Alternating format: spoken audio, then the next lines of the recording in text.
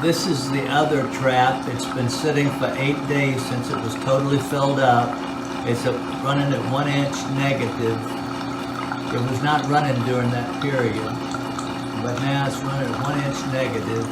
And after sitting for 8 days, you can hear it gurgling.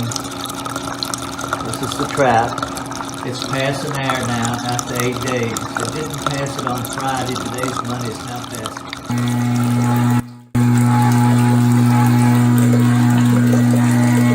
It's just fine.